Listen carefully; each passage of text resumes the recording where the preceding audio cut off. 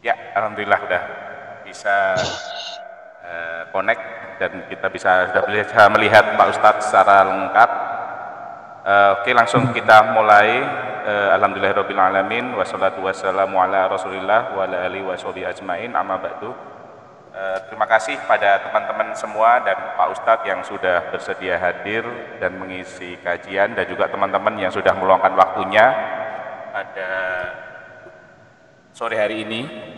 Dan mungkin sebagai pembuka, Pak Ustadz, jadi kami ini teman-teman yang bekerja di susu, jadi yang merakit, menghasilkan dan mendistribusikan, juga menjual produk-produk susu di Indonesia. Jadi mungkin kalau bisa lihat di jalan ada susu Penter, terus kemudian L3 dan seterusnya, itu kami ini yang ada di belakang layar untuk membuat serta menjualnya.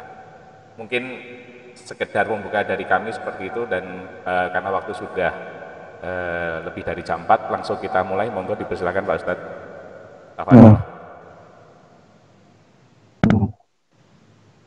Assalamualaikum warahmatullahi wabarakatuh. Waalaikumsalam warahmatullahi wabarakatuh. Alhamdulillahirabbil alamin.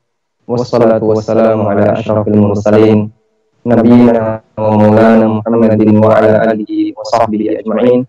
Wa asyhadu an la ilaha illallah wahdahu la syarika lah.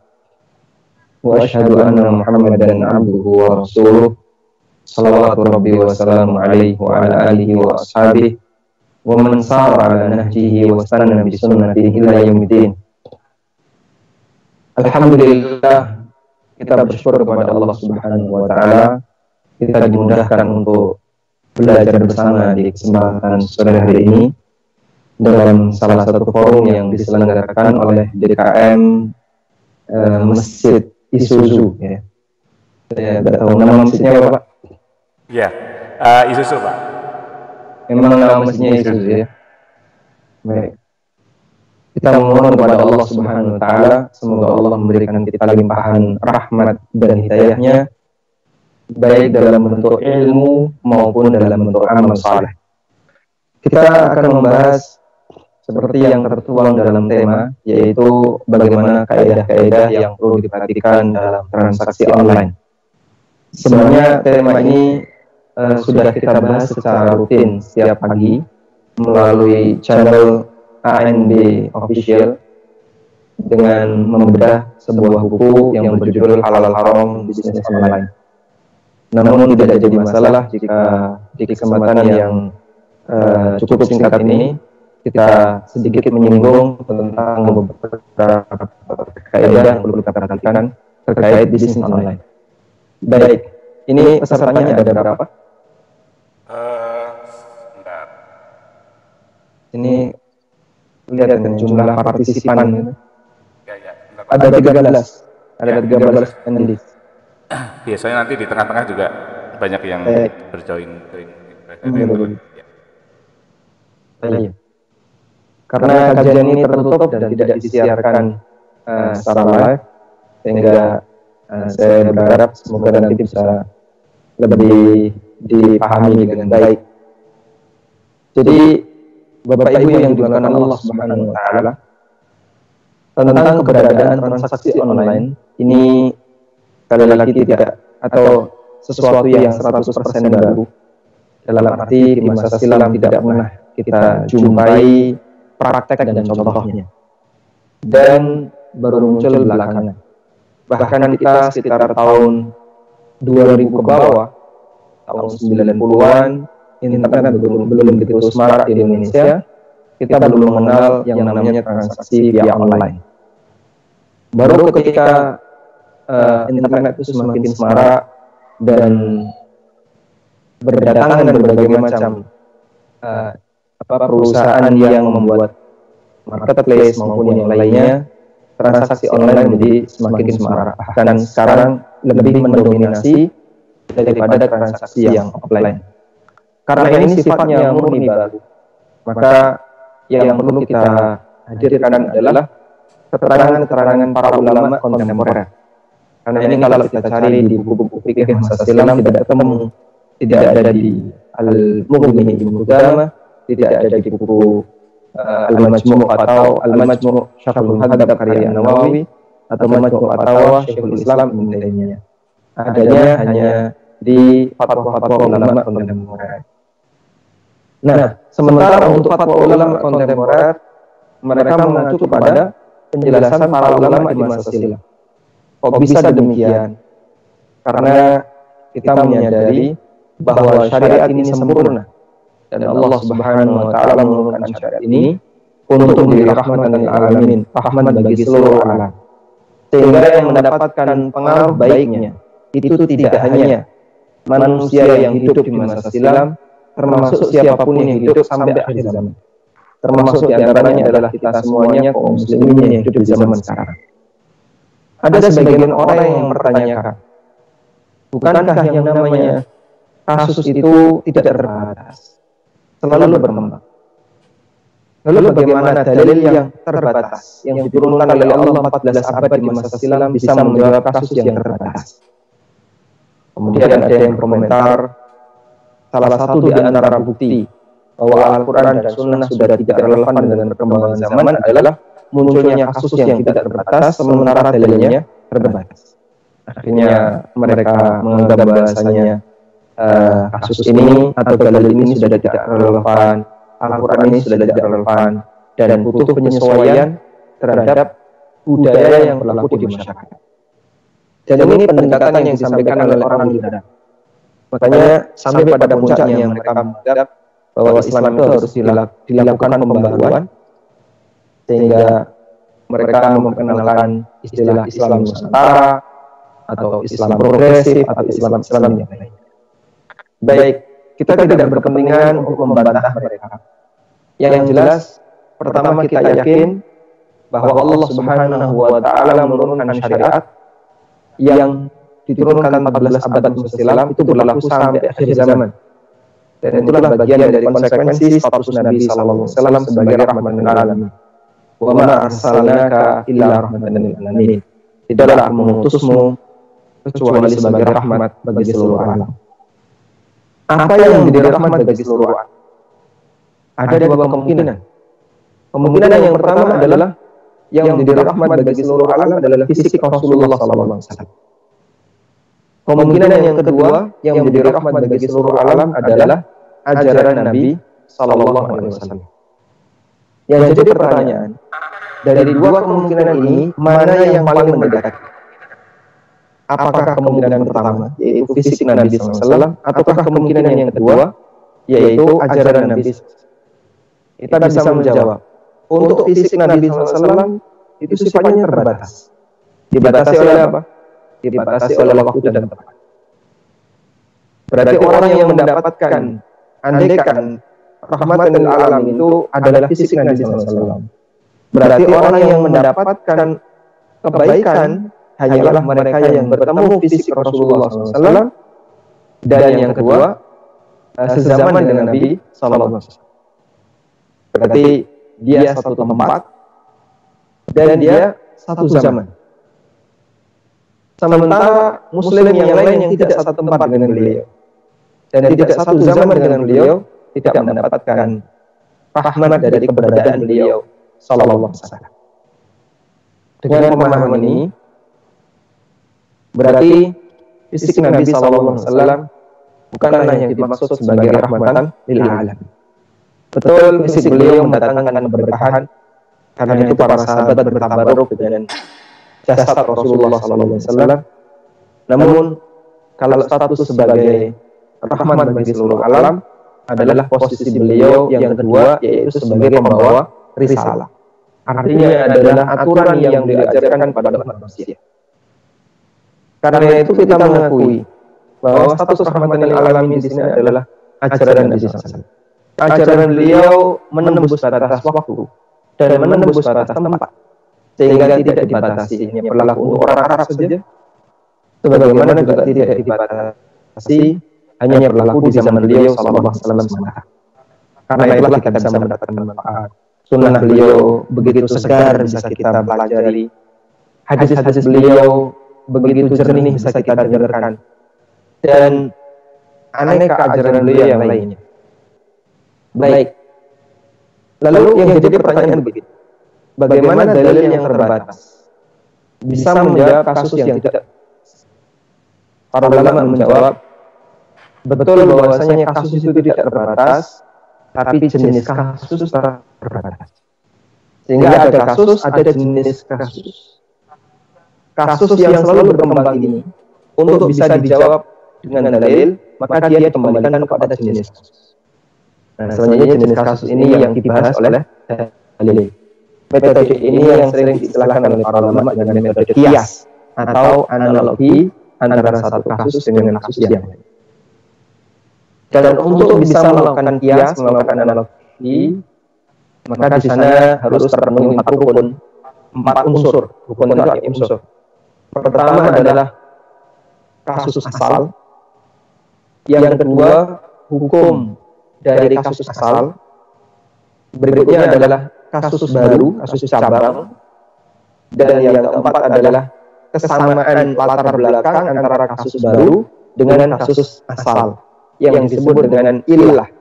Kesamaan latar belakang ini disebut dengan illah. Nah, dengan metode inilah para ulama memahami setiap kasus yang sifatnya kontemporer dan mereka bisa menjelaskan hukum.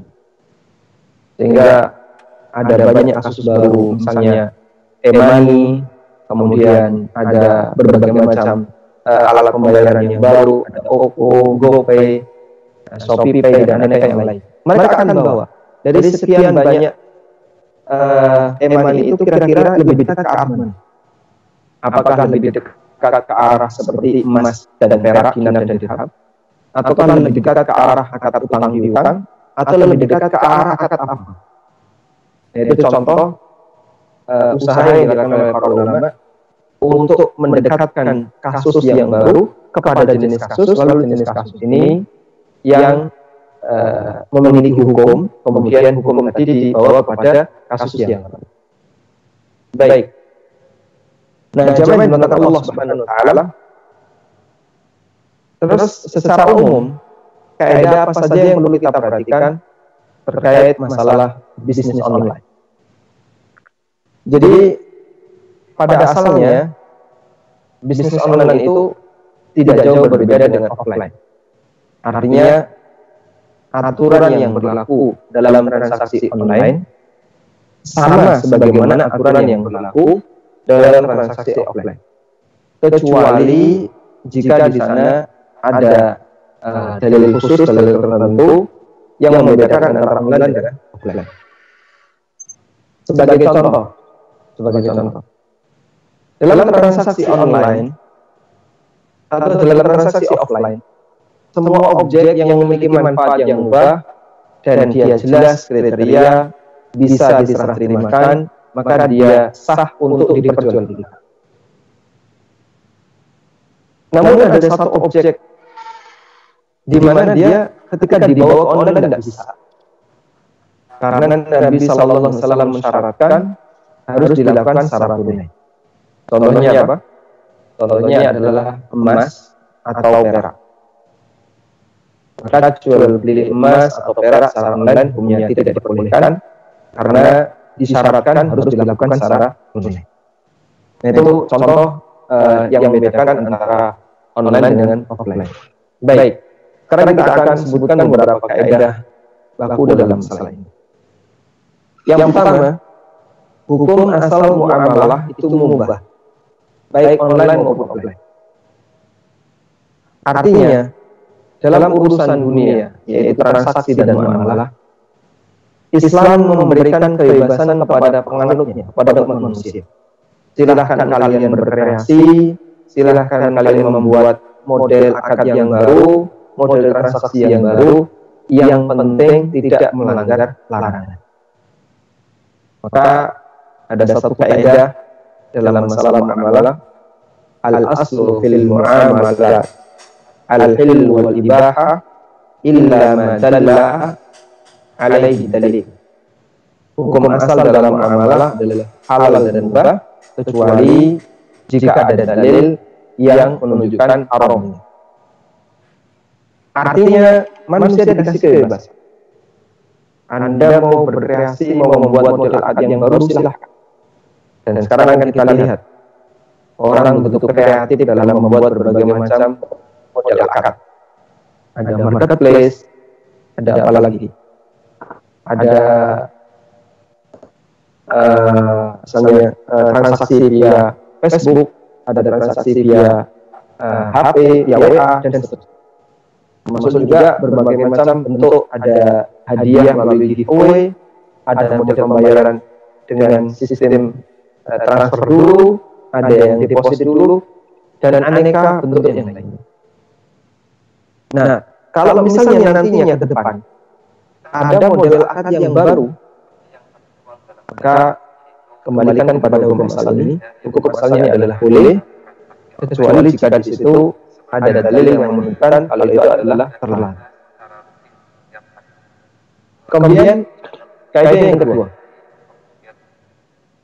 bahwa dalam transaksi tidak disyaratkan harus terjadi pertemuan antara penjual dengan pembeli. Kalau sekarang kita bisa menjumpai contoh ini dengan sangat mudah dalam transaksi online. Nah, di masa silam, transaksi di mana tidak melibatkan pertemuan penjual dan pembeli itu terjadi dengan cara murosalah, terjadi dengan cara saling mengirim surat.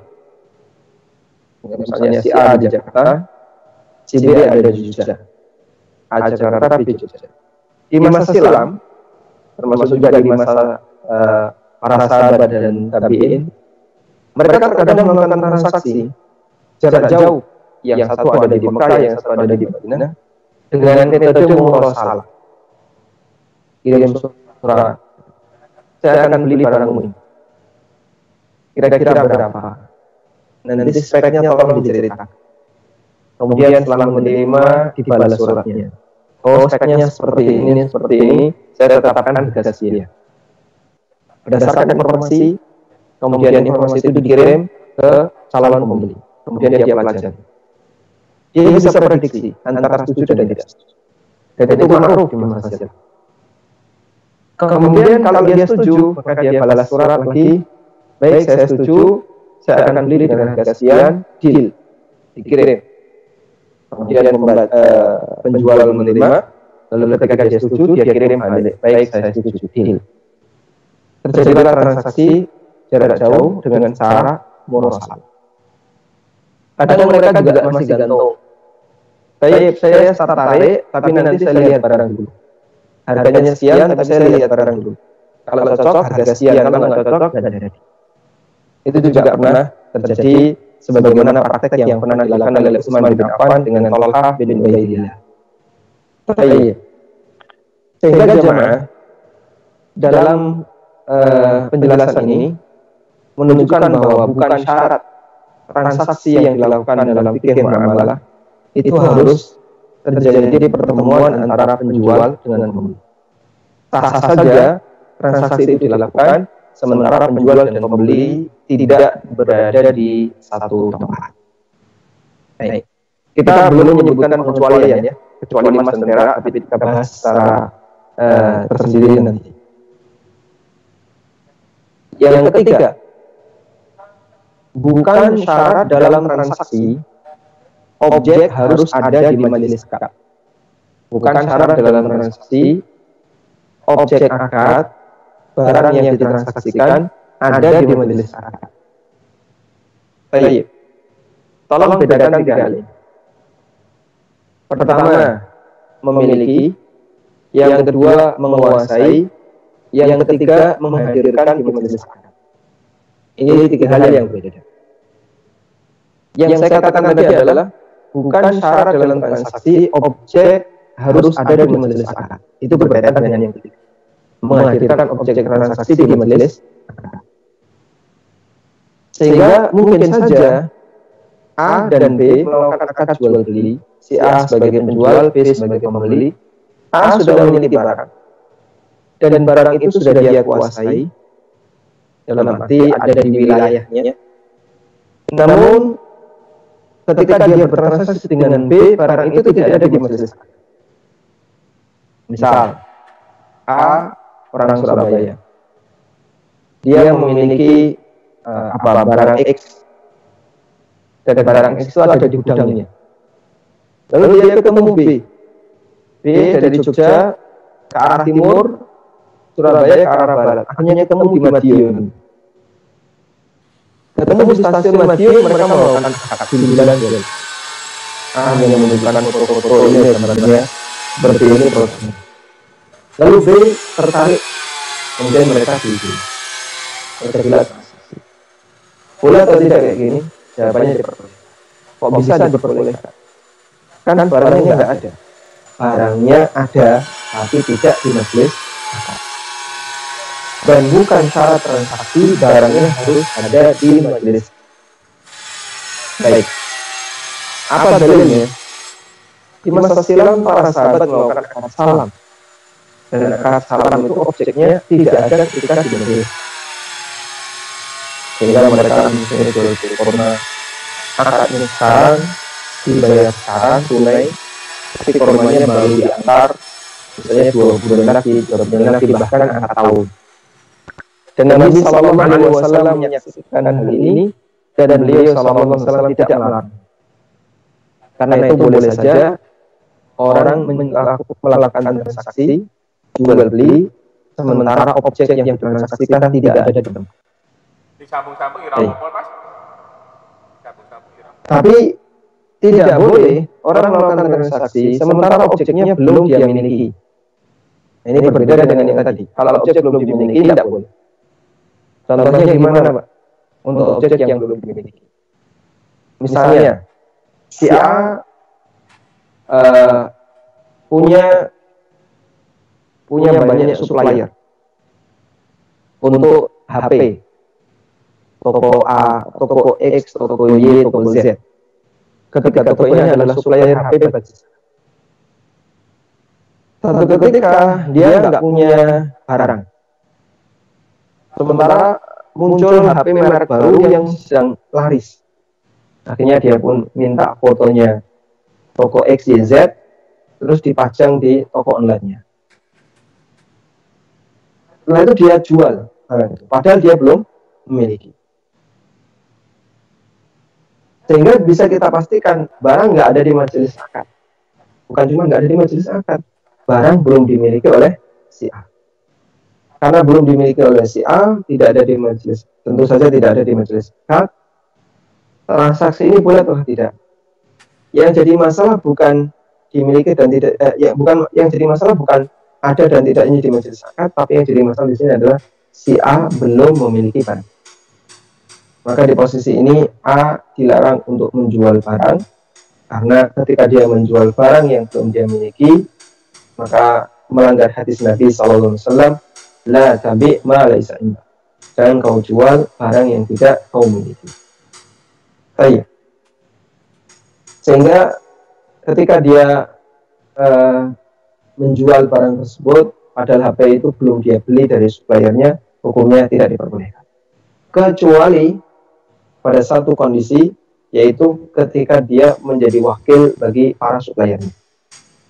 Enggak, dia sudah mendapatkan izin resmi dari X, Y maupun Z, silahkan kamu jualkan HP kami, dari kami harga sekian, nanti kamu boleh naikkan sampai harga sekian. Lalu dijualkan, dan ketika ada yang laku deal HP tersebut, kemudian diserahkan dari supplier langsung ke konsumen. Kemudian si A berhak dapat fee sesuai yang disepakati. Kalau ini boleh. Oh iya. Kita lanjutkan. Kemudian jamaah dimuliakan Allah Subhanahu wa taala, jika si A belum memiliki barang, maka terlarang bagi dia untuk menerima DP dari konsumen. Kenapa nggak boleh? Karena kalau dia menerima DP dari konsumen, itu sama dengan sudah akad, sementara uangnya tidak tunai.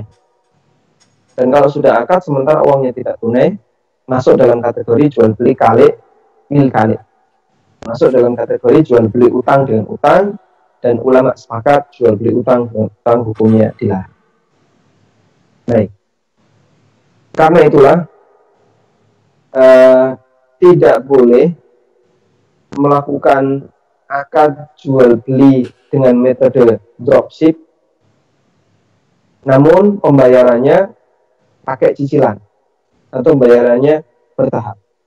Tidak, misalnya A seorang dropshipper, ya tentu saja tidak punya barang dropshipper ya, dan dia juga bukan wakil. Lalu dia menjualkan barang milik B tanpa izin dari B, sehingga dia bukan wakil. Kemudian setelah dapat konsumen, dia minta kepada konsumen, gini aja, kamu transfer 50%, nanti barangnya akan saya carikan, kemudian langsung saya antar ke tempat kamu dari supplier ke kamu, sehingga biaya ongkirnya lebih murah. Boleh nggak kayak gini?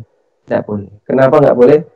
A belum punya barang, dia sudah jualan, dan dia mengikat konsumennya dengan cara dia diminta bayar DP 50%, dan itu tidak tunai. Jadinya A belum memiliki barang, sudah melakukan akad pembayaran tidak tunai, dan itu adalah jual beli utang dengan utang. Baik.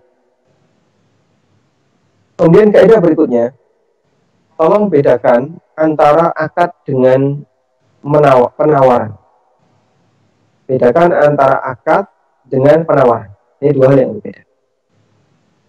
Akad, di situ sudah ada ikatan, maka statusnya lazim, mengikat, sehingga tidak bisa dibatalkan sepihak. Jika mau dibatalkan, maka harus atas kerelaan pihak yang kedua. Sedangkan kalau penawaran, di sini nggak ada akad. Karena nggak ada akad berarti tidak mengikat.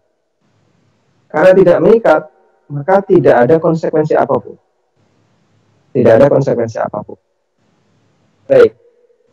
Artinya, kalaupun ada yang membatalkan, nggak perlu izin, karena sifatnya tidak mengikat.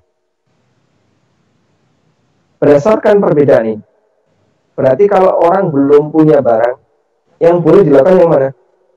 Nomor 1 atau nomor 2? Jawabannya nomor 2. Belum punya barang melakukan akad, nggak boleh. Tapi kalau belum punya barang, menawarkan boleh. Kenapa? Karena menawarkan itu sifatnya tidak mengikat, dia tidak melakukan akad jual beli, dia hanya menyampaikan, dia hanya menawarkan, saya mau menjual seperti ini. Dan itu diperbolehkan karena bukan syarat menawarkan harus sudah punya barang. Yang disyaratkan harus sudah punya barang adalah ketika melakukan akad jual beli. Dan beda antara menawarkan dengan akad jual beli. Baik. Karena itu kalau misalnya ada orang yang dia ingin menjaring jumlah konsumen, lalu dia menawarkan kepada para calon konsumennya, nanti saya akan jualan benda ini, yang berminat silahkan tulis di grup, tidak ditulis, yang berminat beli, nanti ada nomor 1 siapa, nomor 2 siapa, tetangga-tetangganya, teman-temannya, tulis di sini. Kalau misalnya dia berhasil mendapatkan 10 calon konsumen, berarti nanti dia beli sesuai dengan pesanan mereka. Belilah si A ini untuk menyediakan sebagaimana yang dipesan oleh 10 konsumen. Setelah dia beli, maka 10 konsumen tadi semuanya berhak untuk nggak jadi beli. Loh, kok bisa? Katanya tadi pengen beli. Jawabannya, mereka berhak untuk itu karena tadi mereka belum melakukan akad sama sekali. Sementara di sini yang Anda lakukan hanyalah penawaran, dan penawaran itu tidak mengikat. Sehingga karena penawaran itu tidak mengikat, maka para calon konsumen yang baru mendapatkan penawaran, dia berhak untuk tidak melanjutkan. Karena ini sifatnya hanya rencana akad. Wah, terus rugi dong calon penjualnya. Ya, itu resiko pribadi. Namanya orang kalau mau untung berarti dia harus siap rugi. Nah, kalau kayak gitu merugikan orang lain. Ini bukan merugikan orang lain. Justru kalau memaksa 10 orang tadi untuk beli, itu merugikan 10 orang tadi. Apa alasan kamu memaksa 10 orang untuk beli? Kan tadi sudah pesan. Pesan kan tidak mengikat. karena dia belum melakukan akad. Dan ada satu kaidah yang pernah disampaikan oleh Ustadz Khalid Syamhudi hafizahullah ta'ala, tidak semua klaim dizalimi itu benar dizalimi. Tidak semua pengakuan orang bahwasanya dia dizalimi maka betul-betul dia dizalimi. Ada orang yang mengklaim dia dizalimi padahal aslinya tidak dizalimi. Teori ini kan kita paham ya. Contoh misalnya, seorang suami nikah lagi, itu menzalimi istri atau tidak? Menzalimi istri pertama atau tidak? Secara hukum negara, secara hukum agama, sama sekali tidak menzalimi istri. Karena Allah Subhanahu wa Ta'ala membolehkan seorang lelaki untuk memiliki lebih dari satu istri, maksimal 4. Sehingga kalau sang suami nikah lagi, terus nikah lagi sampai 4 kali, dan dia pertahankan 4 wanita sebagai istrinya, dia tidak dianggap menzalimi istri yang pertama. Nah, meskipun di masyarakat kita dianggap itu menzalimi istri pertama, nanti dicari-cari alasan untuk menyudutkan sang suami. Baik. Dan bahkan bisa jadi istri pertama mengklaim saya dizalimi karena suami saya nikah lagi, padahal aslinya tidak dizalimi. Itu salah satu contoh. Contoh yang lain dalam masalah muamalah juga banyak. Ada orang yang merasa dia dizalimi padahal aslinya tidak dizalimi. Dan batasannya adalah selama perbuatan itu sejalan dengan aturan dan sejalan dengan kesepakatan, maka dia tidak termasuk pembeli. Seperti tadi ya, sudah pesan, ternyata nggak jadi beli, ya. Dan itu hak dia, karena dia belum melakukan akad. Terus gimana? Ya sah-sah saja, karena Anda belum melakukan akad. Dan orang yang belum melakukan akad, dia berhak untuk tidak melanjutkan. Dia memiliki hak khiyar, karena dia belum terikat sama sekali. Maka penjual tidak boleh merasa saya dizalimi. Kenapa tidak boleh? Anda tidak dizalimi dalam, karena calon pembelinya melakukan tindakan sesuai dengan kondisinya, yaitu dia sama sekali belum melakukan akad, tapi sifatnya baru rencana akad. Baik. Selanjutnya kita beralih kepada masalah emas. Untuk emas dan perak, ini dua benda ribawi yang sudah pernah disinggung oleh Nabi SAW berkali-kali dalam banyak hadis beliau terkait aturan transaksi benda ribawi. Di antaranya hadis dari Ubadah bin Samit radhiyallahu anhu, Nabi SAW bersabda, "Adz-dzahabu bidz-dzahab wal fiddatu bil fiddah mislan bi mislin yadan bi yadin." Emas dengan emas, perak dengan perak, kalau dipertukarkan maka harus semisal dari sisi kuantitas, yadan bi yadin, dilakukan dari tangan ke tangan alias dilakukan secara tunai. Kemudian di akhir hadis Nabi SAW bersabda, "Fa idza ikhtalafat hadhil ajnas fabi'u kaifa syi'tum ma dama yadan biyad." Maka yadan biyad. Tapi kalau jenisnya beda, silahkan kalian transaksikan sesuai yang kalian inginkan, selama dilakukan dari tangan ke tangan, artinya dilakukan secara tunai. Sehingga kalau emas dengan perak dipertukarkan, maka syaratnya adalah wajib tunai, meskipun boleh beda beratnya, beda kualitas. Nah, para ulama mengkiaskan mata uang yang beredar di masyarakat itu sebagaimana layaknya emas dan perak. Artinya dia termasuk benda ribawi kelompok emas dan perak. Sehingga jika dipertukarkan antara uang dengan emas atau uang dengan perak, boleh ada beda nggak? Boleh. Bedanya di mana? Beda berat, beda kuantitas. Misalnya emas 1 gram dibayar pakai uang berapa? 800.000. 800.000 pecahan 100.000 saja, berarti ini sudah pecahan tertinggi 8 lembar. Ditimbang dengan 1 gram emas, itu lebih berat 800.000. Boleh nggak ini? Boleh. Kenapa? Karena boleh ada beda kuantitas. Madama yadan biyadin, selama dilakukan dari tangan. Sehingga prinsipnya adalah dilakukan secara tunai dari tangan.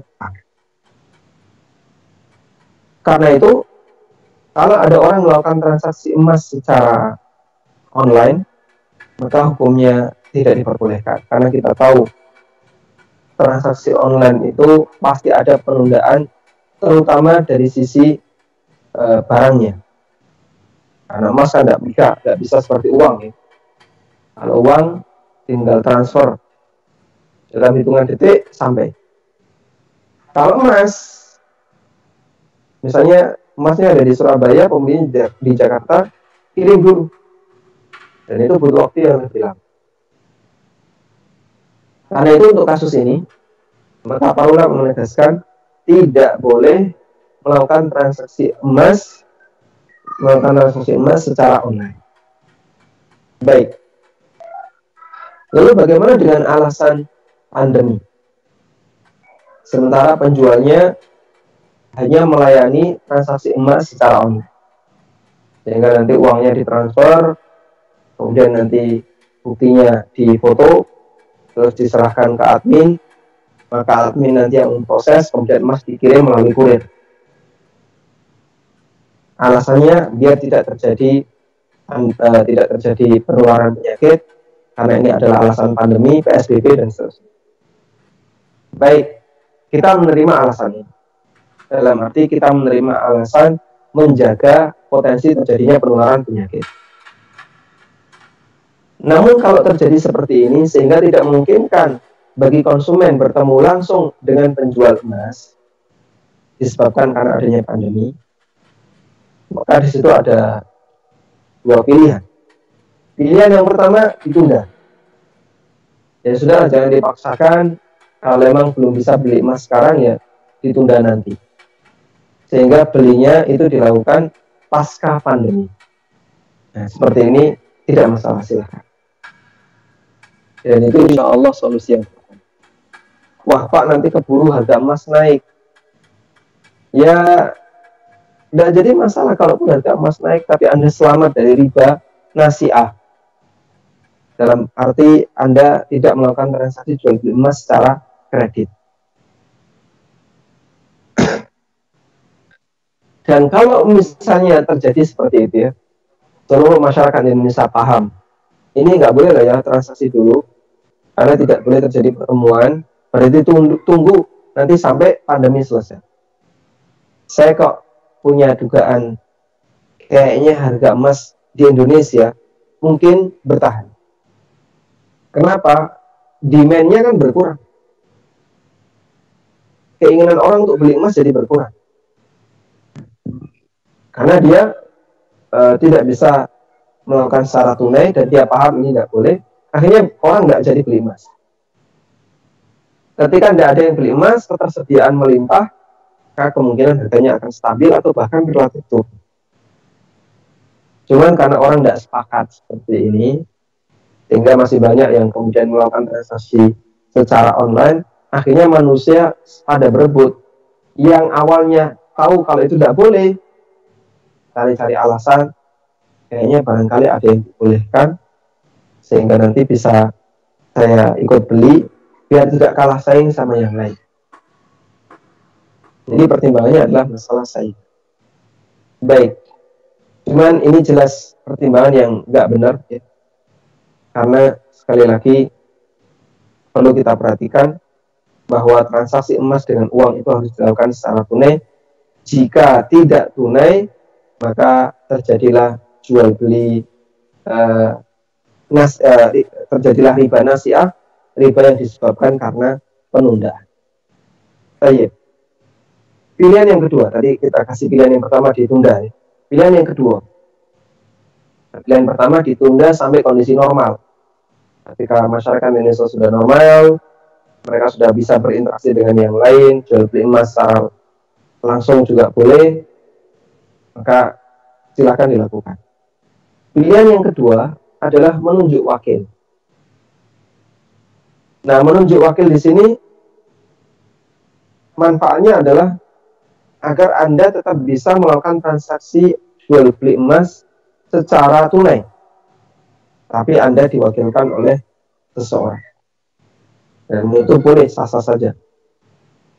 Sehingga misalnya si A berada di Jakarta, si B berada di Jogja, lalu A ingin beli emasnya B, tapi A nggak bisa ke Jogja, lockdown. Terus gimana? A bisa mencari orang yang bisa membantunya jadi wakil.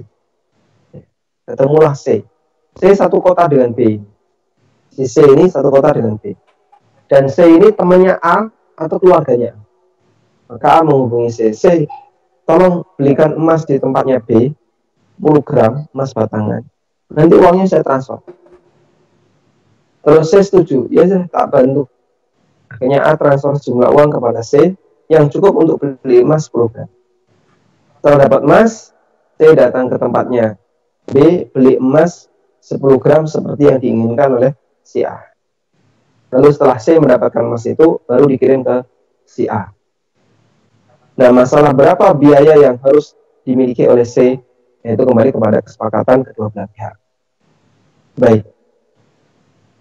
Telah beredar beberapa fatwa di masyarakat terkait bolehnya jual beli emas secara online. Namun fatwa ini jelas tidak benar dan bahkan sudah dibantah oleh Al-Ustadz Arifin Badri dan beberapa asatidzah yang lainnya. Karena itu perlu kita ingatkan bahwa jual beli emas secara online, tidak tunai, transfer dulu dan seterusnya, itu adalah jual beli emas yang masuk dalam kategori riba nasi'ah dan hukumnya tidak diperbolehkan, bahkan termasuk di antara perbuatan dosa besar. Baik. Wallahu ta'ala alam. Mungkin itu yang bisa kita sampaikan sebagai muqaddimah. Semoga menjadi kajian yang bermanfaat. Dan berikutnya kami persilahkan kepada pembawa acara, Pak Cahyo, untuk mengatur acara. Nah, silahkan. Ya. Terima kasih Pak Ustadz. Sangat jelas dan clear, alhamdulillah. Jazakumullahu khairan. Untuk teman-teman yang mau bertanya, dipersilahkan boleh via chat di MS Team atau mungkin bisa langsung tunjuk tangan terlebih dahulu. Monggo dipersilahkan yang mau bertanya.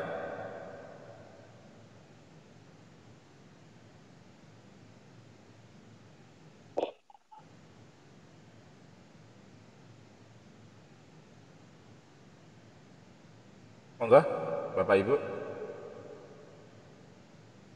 Oke, mungkin sambil menunggu yang lain, saya bertanya Pak Ustadz. Di beberapa marketplace seperti di Shopee, terus kemudian Tokopedia ini lagi promo untuk free ongkos kirim. Nah, ini masuk ke hal yang tidak diperbolehkan atau boleh ya secara syariat? Terima kasih. Baik. Baik, sekarang kita akan lihat seperti apa fikih pendekatan fikih untuk skema yang terjadi di marketplace. Seperti yang kita tahu, marketplace ini termasuk hal yang baru, tidak dari masa silam. Sehingga sekali lagi untuk bisa memahaminya adalah kita perlu melihat bagaimana penjelasan para ulama kontemporer terkait masalah ini. Jika kita simak skema yang terjadi di marketplace, pertama, marketplace itu hanyalah sebuah pasar yang mempertemukan antara pemilik barang atau penjual, dan penjual ini bisa pemilik atau bukan pemilik. Pemilik barang atau penjual dengan para konsumen. Sehingga kalau kita perhatikan, barang itu bukan milik marketplace. Dan marketplace juga bukan wakil dari pemilik barang. Kan tidak ada akad wakalah antara pemilik barang dan marketplace, tolong jualkan barang saya, taruh di tokomu. Tidak ada. Demikian pula, mereka tidak menjual barang, marketplace tidak menjual barang. Mereka hanya menyediakan sebuah tempat, orang boleh berjualan di situ secara online. Baik. Nah, pada prinsipnya metode seperti ini diperbolehkan. Sebagaimana dalam dunia offline orang boleh menyediakan tempat. Yang mau jualan di tempat saya silahkan. Di dunia online juga seperti itu. Ini saya punya situs, insya Allah rame. Yang mau jualan di sini silahkan. Keduanya diperbolehkan. Nah, andaikan pihak marketplace menetapkan ada biaya tertentu bagi para merchant, nanti kena biaya 10% dari hasil transaksi, hukumnya juga boleh, tidak masalah. Baik. Nah, selanjutnya, bagaimana dengan beberapa fasilitas yang disediakan oleh marketplace pada para konsumen?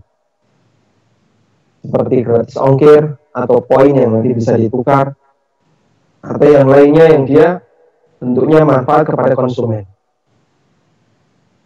Kita tahu bahwa tujuan marketplace melakukan seperti ini adalah untuk menarik konsumen sebanyak-banyak, biar pasarnya rame. Karena kalau pasar rame, perputaran uang cepat, banyak penjual di situ, sehingga pendapatan marketplace diproyeksi akan bisa naik. Baik. Kita punya satu kaidah bahwa manfaat itu bisa disebut riba jika di situ terjadi akad utang piutang. Nah, sekarang kita lihat, ada nggak transaksi utang piutang di situ? Kita coba lihat skemanya ya. Konsumen milih barang. Setelah dia milih barang, dia taruh barang itu di keranjang belanja. Setelah dia taruh di keranjang, baru dilanjutkan. Jika jadi beli, nanti next, check out, transfer, selesai. Ada klausul bahwa konsumen dianggap setuju melakukan akad jika dia sudah check out. Berarti kalau belum check out, belum setuju melakukan akad. Baik. Begitu dia check out, transfer, berarti dia setuju melakukan akad. Kalau dia sudah setuju melakukan akad, sudah terjadi akad jual beli. Uang mengendap di rekening bersama dan baru bisa diterima oleh pihak merchant setelah barang tiba di tempat konsumen. Yang jadi pertanyaan adalah status uang di rekening bersama itu milik siapa? Karena di sini ada 3 pihak, berarti ada 3 kemungkinan. Milik penjual, milik pembeli, milik marketplace. Kita urutkan. Kemungkinan yang ketiga, milik marketplace. Ini tidak benar. Kenapa? Dengan alasan apa marketplace memiliki uang itu? Uang dia bukan penjual, berarti dia tidak berhak memiliki uang. Berarti itu bukan miliknya. Kemungkinan yang kedua, itu adalah milik pembeli. Loh, kenapa kok milik pembeli? Katanya dia sudah beli. Kalau sudah beli kan berarti uang itu alat bayar. Dan kalau itu sudah jadi alat bayar, berarti sudah pindah milik. Jadi milik orang lain. Baik. Berarti dengan alasan ini, uang itu bukan milik pembeli. Tinggal kemungkinan yang ketiga, yaitu milik penjual. Alasannya apa kalau uang itu milik penjual? Loh, kan dia menjual barang.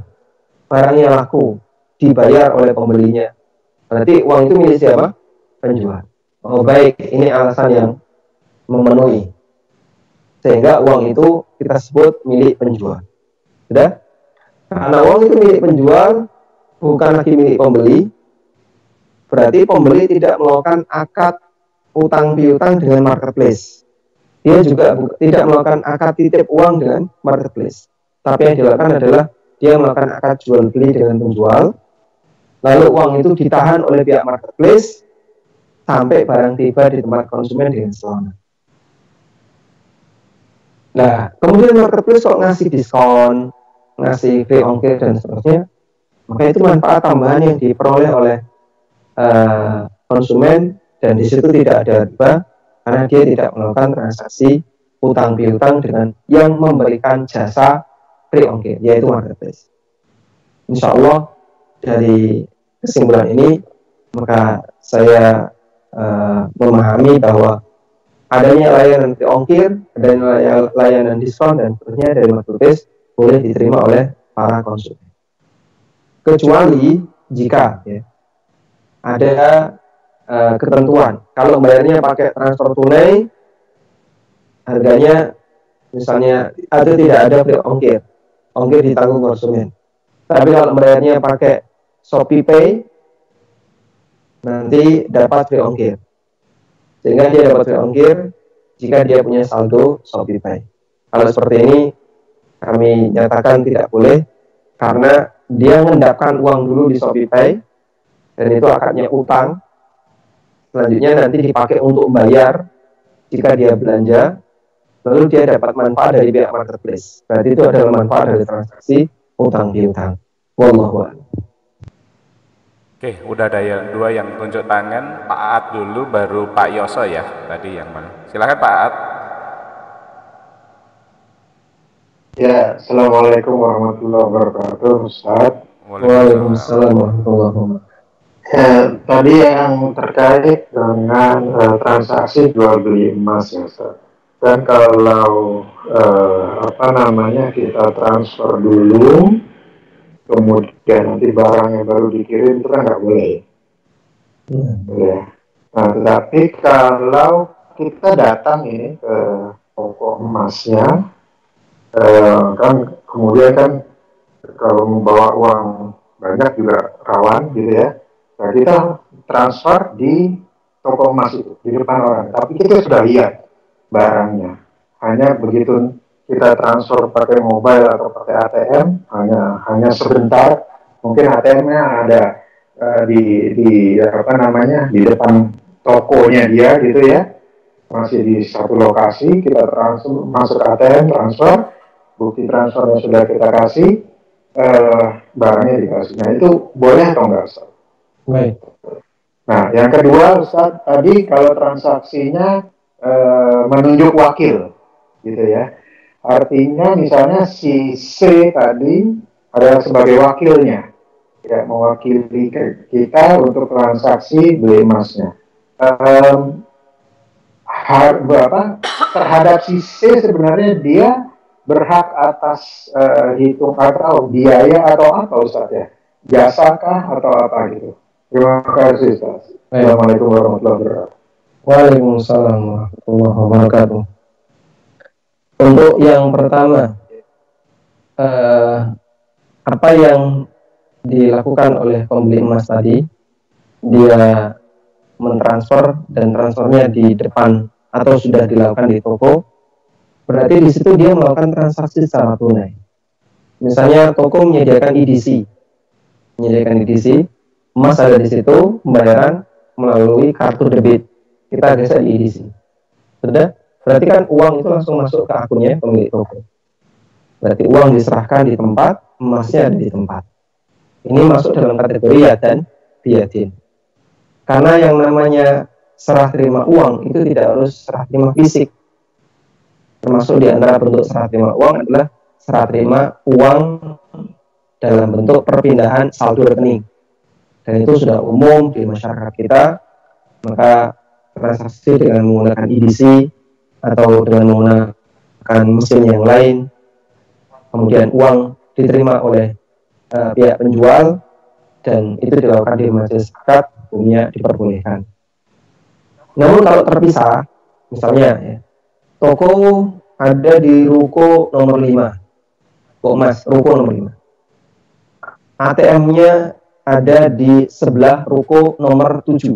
Berarti kan seling dua ruko. Dia beli emas di ruko nomor 5.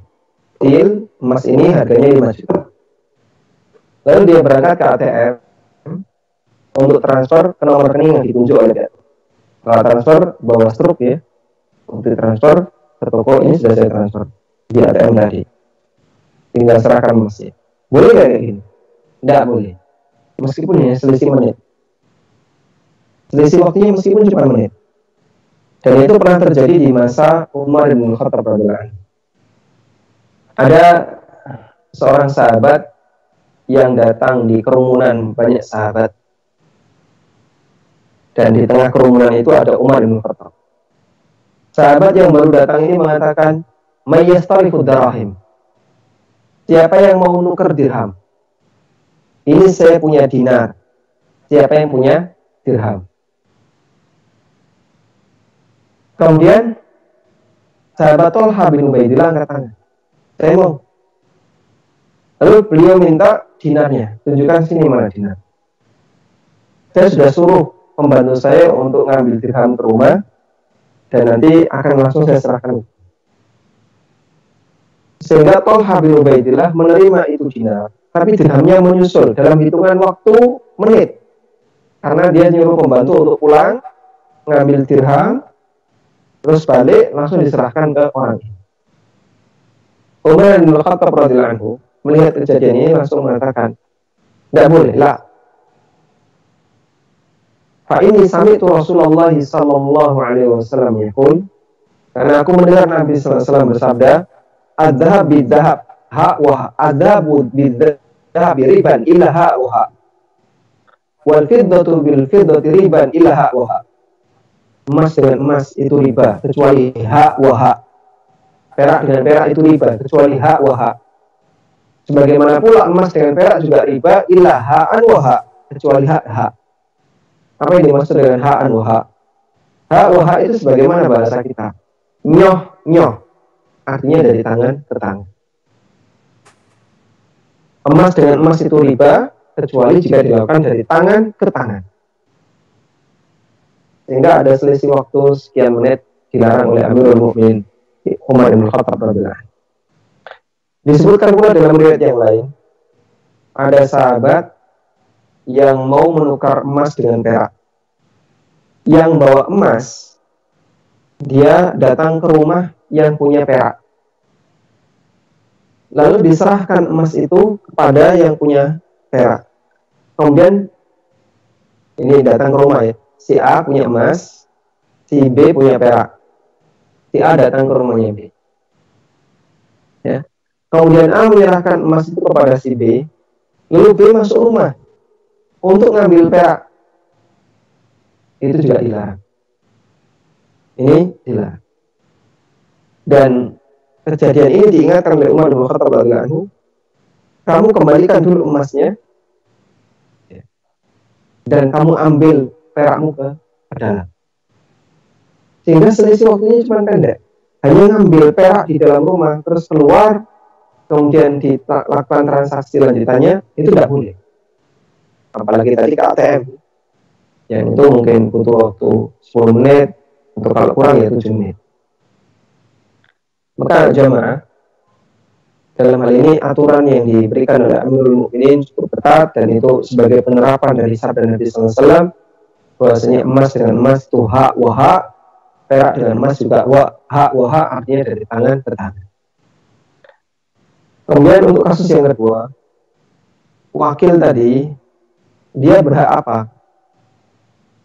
Dia berhak sesuai kesepakatan antara C dengan A. A di Jakarta, B di Jogja, C satu kota dengan B. C mau ditunjuk oleh A sebagai wakil. Lalu C dapat apa? Ya, dia bisa mendapatkan sesuatu sesuai kesepakatan. Misalnya, C nggak minta apapun, boleh nggak? Boleh, karena A ini saudaranya, atau A ini adalah keluarganya, atau A ini teman dekatnya, sehingga cuma bantu saja. Minta juga boleh. Jadi nanti kamu saya kasih sekian ribu untuk transport. Oke, gas. Terus dia belanja. Dia terima transfer uang dari si A, kemudian uangnya diambil lalu dipakai untuk beli emas di tempatnya si B. Hukumnya boleh. Nah, kalau C ini mendapatkan fee tertentu, ujroh, maka jadinya akad wakalah bil ujroh. Dan akad wakalah bil ujroh diperbolehkan. Wallahu a'lam.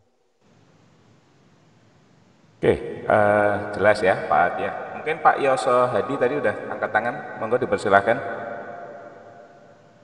Assalamualaikum Pak Ustadz. Waalaikumsalam. Terkait dengan emas yang transaksinya harus offline, ini sekarang ini kan ada penabung emas. Jadi kalau mungkin saya sebutkan aja ya, Pegadaian begitu mengadakan tabungan emas. Jadi kalau transaksinya kita nabung pada saat itu anggaplah 1 juta, terus di situ dia kasih nilai harga emas pada saat itu 1 juta itu misalkan 1 gram emas. Dia langsung munculkan kita seolah-olah beli emas di saat itu adalah 1 gram emas. Selanjutnya kita nabung terus begitu, akhirnya muncul total berapa gram emas. Atau nanti pada saat kita mau menarik emas kita tabungan itu, seolah-olah kita jual emas tersebut berapa gram yang mau kita lepas. Apakah itu boleh, Ustaz? Baik. Itu aja sih. Baik. Ini cukup ngetren ya tentang jual beli emas virtual. Dan itu ada 2 skema. Skema yang pertama adalah seperti yang dipraktekkan di Pegadaian. Ada juga bank syariah yang membuka seperti itu. Jadi ada orang yang store uang, lalu dikonversi ke emas. Tapi fisiknya nggak ada. Fisik emasnya nggak ada. Sehingga dari sekian ratus nasabah, betul di Pegadaian itu ada emas. Cuman ya mungkin emas sampel atau cuman sedikit. Dan saya yakin ini tidak bisa memenuhi kebutuhan semuanya. Si A datang, si B, si C sampai 100 orang. Semuanya beli emas. Nah di situ cuma ada 5 kan tidak mungkin. Sudah? Maka yang dilakukan apa? Itu bukan jual beli emas. Nabung tapi dikonversi ke emas. Sehingga misalnya hari ini saya nabung 1 juta. Langsung dilihat harga emas hari ini. Oh, harga emas hari ini per gram 950. Berarti Anda mendapatkan 1,0 berapa ya? 1,005 gram. Ya, dicatat 1,005. Nanti 10 hari berikutnya saya store lagi 1 juta. Harga emas sudah naik 1 juta. Langsung dicatat 1 gram. Berarti saya punya emas 2,005. Tapi fisiknya nggak ada, cuma catatan. Baik, kayak gini boleh atau tidak? Ini sama dengan tabungan ribawi. Kenapa? Ketika di akhir periode, misalnya selama 5 tahun, saya sudah menyetor kurang lebih 50 juta. Dan itu dari mulai setoran awal sampai 5 tahun ke depan harga emas misalnya per gram jadi 2 juta. Sehingga total ketika dikonversi ke emas, tabungan saya menjadi 75 juta. Padahal saya baru setor 50 selama 5 tahun. Tapi totalnya jadi 75. Yang 25 ini apa? Riba. Yang 25 ini riba. Sehingga hukumnya ya jelas tidak boleh itu tabungan riba. Pak itu kan sesuai kurs emas. Nah masih ada nggak? Tidak ada, cuma dikonversi saja. Kok bisa Anda menyerahkan uang kok dikonversi ke emas? Dan hukum asal utang itu kan dikembalikan sesuai dengan apa yang diterima. Menerima uang, ya kembali uang. Lain halnya kalau misalnya Anda bawa emas ke Pegadaian, store emas 1 gram. Bulan depan store lagi 1 gram. Sehingga di situ numpuk emas Anda sebanyak 10 gram. Setelah 10 gram ditarik. Nah, 10 gram itu bisa dicairkan. Baik Pak, saya mau ngambil emas 10 gram. Siap. Ini emasnya 10 gram. Kalau mau dijual juga boleh. Dijual, dicairkan. Ketemulah uang dan nilainya lebih tinggi dibandingkan modal Anda ketika dipakai untuk beli emas. Tapi kan kalau kayak gini tidak terjadi. Yang terjadi tadi, emas virtual. Nah ini berdasarkan skema pertama ini hukumnya riba, tidak boleh.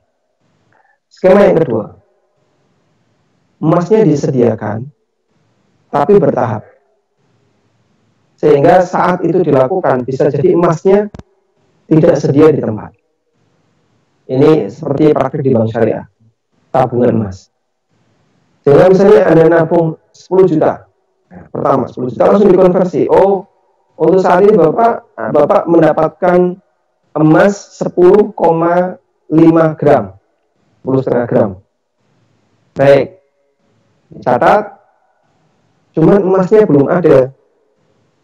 Tapi kalau kita mau tarik nanti di akhir periode setelah 3 tahun Anda tarik, bank bisa mewujudkan emasnya. Ini emasnya Pak, kalau Bapak mau tarik semuanya.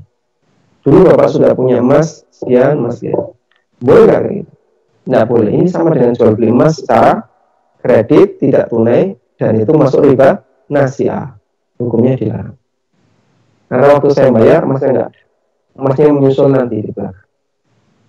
Nah, ketika emasnya menyusul, berarti di situ terjadi transaksi uang dengan emas, tapi tidak di majelis akad, dan itu riba nasi'ah. Wallahu a'lam. Baik. Selanjutnya Abu Abdul Aziz, monggo silahkan langsung bertanya pada Pak Ustadz.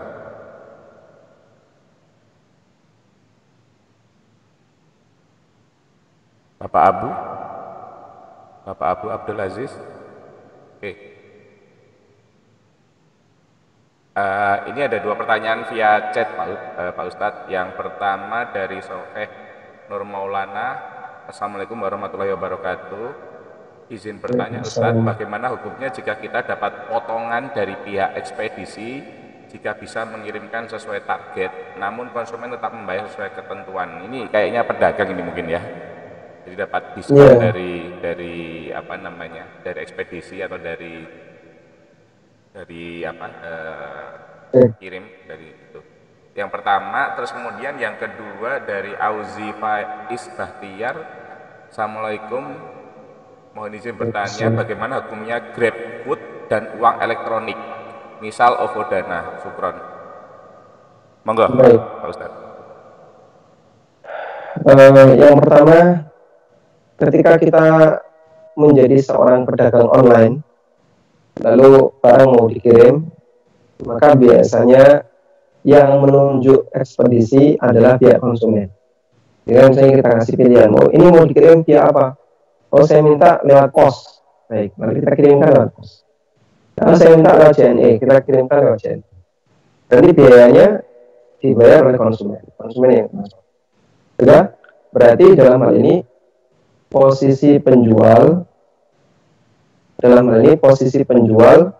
hanya sebagai wakil bagi konsumen untuk menjualkan barang. Kita ulang, dalam hal ini posisi penjual hanya sebagai wakil dalam memilih kurir. Wakilnya siapa? Wakilnya konsumen. Nah, karena dia wakil dari konsumen untuk memilih kurir, maka dia harus sampaikan apa adanya. Ongkir 10.000, sampaikan 10. Jangan minta 12. Sehingga kalau ada kelebihan ongkir, kembalikan. Nah, sebagaimana ketika ada kelebihan ongkir dikembalikan, berarti ketika ada diskon yang diberikan oleh pihak ekspedisi, itu haknya konsumen. Terus gimana Pak? Misalnya kan ini pengiriman sudah 50 kali, lalu pihak ekspedisi ngasih diskon. Kalau kami harus menghubungi banyak konsumen, repot. Itu kan hanya konsumen. Terus gimana cara? Baik, Anda bisa ikrarkan di depan. Kalau memang nanti Anda akan mendapatkan diskon dari pihak ekspedisi, sampaikan kepada konsumen bahwa kami memilih ekspedisi X, misalnya ekspedisi JNE, dan kami sudah melakukan kerjasama dengan JNE. Biaya resminya sekian puluh ribu. Namun nanti di akhir bulan kami akan mendapatkan potongan dari JNE. Apakah Anda merelakan kalau potongan itu menjadi hak kami? Kalau konsumen setuju, oh iya tidak apa-apa, diambil aja. Alhamdulillah, berarti Anda ketika melakukan transaksi itu dan mengirim barang kepada pihak konsumen, tidak ada unsur kezaliman di sana, tidak membawa hak orang lain di sana. Karena konsumen sudah setuju. Tapi kalau konsumen tidak setuju, enggak, nanti kalau dapat potongan, tolong ditransfer balik ke saya. Anda catat. Oh, berarti si A ini minta nanti kalau ada potongan ditransfer balik. Kalau nggak ada keterangan, sebenarnya tetap menjadi hak mereka. Cuman jika mereka tidak bisa dihubungi, konsumennya nggak bisa dihubungi, Anda sedekahkan atas nama konsumen, bisa ke masjid atau ke yatim. Wallahu a'lam. Yang kedua Pak Ustadz, yang hukum GrabFood dan uang elektronik, misal OVO Dana. Untuk GoFood, GrabFood dan seterusnya, ini butuh kajian cukup panjang untuk bisa.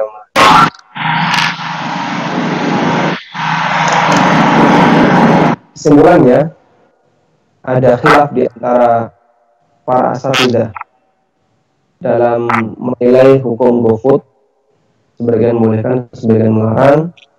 Namun pendapat yang menurut saya pribadi hukumnya boleh. Kemudian untuk OVO, GoPay dan seterusnya, sebenarnya untuk OVO dan GoPay-nya nggak ada masalah. Yang bermasalah adalah diskon ketika menggunakan OVO dan GoPay. Karena ini dipahami sebagai manfaat dari transaksi utang piutang. Wallahu a'lam. Ya, silakan Pak Abu Abdul Aziz.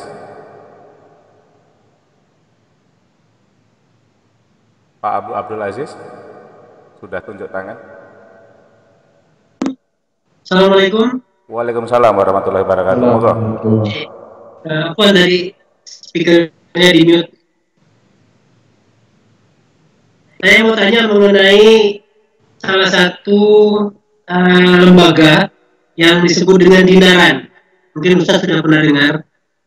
Dinaran ini sama seperti yang sempat Ustaz jelaskan tadi mengenai konsep uang yang kita transfer atau kita tabung itu dinilai dengan emas pada saat itu. Dan dia berarti akan fluktuatif, Ustaz. Artinya ketika emas turun, uang kita juga jadi turun nilainya. Ketika dia naik, uangnya juga akan naik. Nah, ini cuma lembaganya resmi seperti bank. Kemudian saya tidak tahu persis apakah mereka pada saat itu mengkonversi langsung dengan emas yang disediakan atau hanya menilai uang kita itu ketika kita transferkan kemudian dibelikan dengan emas, dinilai dengan emas, pada saat emas naik nanti nilai uang kita juga akan naik. Yang jadi pertanyaan saya adalah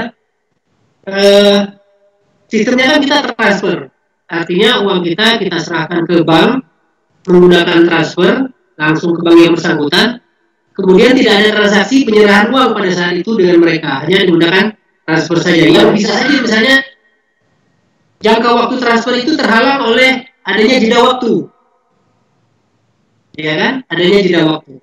Nah, apakah transaksi seperti ini dibolehkan, Ustaz? Karena terkadang transfer itu tidak langsung nyampe ke rekening pihak Dinaran atau pihak lainnya. Barakallahu fiik. Itu aja, terima kasih. Barakallahu. Baik. Sebenarnya pertanyaan tentang Dinaran itu sudah lama sekali masuk ke tempat saya. Cuman saya belum ketemu secara langsung dengan orang yang pernah praktek di sana. Sehingga saya belum mendapatkan detail skema akad yang terjadi. Kita melihat sosok seperti Pak Mardigu memang termasuk di antara orang yang punya semangat dalam membangkitkan perekonomian umat. Tapi terlepas dari latar belakang itu, kalau misalnya ada skema seperti ini, kita juga perlu menilai apakah itu sudah sejalan dengan syariat atau tidak. Pernah ada webinar dan di situ ditampilkan seorang tokoh, saya tidak tahu namanya, cuman katanya itu adalah Dewan Pengawas Syariahnya Dinaran. Cuman saya tidak kenal beliau siapa. Beliau sudah cukup sepuh ya, sudah cukup tua, dan itu katanya adalah yang memberikan legalitas secara syar'i bahwasanya Dinaran ini diperbolehkan. Saya cuma baru mendapatkan sebagian informasi. Jika skemanya seperti yang tadi Bapak ceritakan, berkali-kali Pak Mardigu mengatakan bahwa Dinaran itu bukan investasi, tapi Dinaran itu adalah alat tukar, uang digital. Berarti di situ tidak terjadi jual beli emas, karena tujuannya bukan investasi. Umumnya di tempat kita emas itu untuk investasi. Maksud Pak Mardigu kan ingin membiasakan masyarakat bertransaksi dengan dinar maupun dirham. Cuman karena secara fisik nggak bisa, kita buat online dulu. Dibuatlah Dinaran. Sehingga latihan dulu. Nanti kalau secara di belakang kok semakin banyak orang yang tertarik, kita akan wujudkan dalam bentuk fisik dinar atau fisik dirham. Nah, sekarang latihan dulu.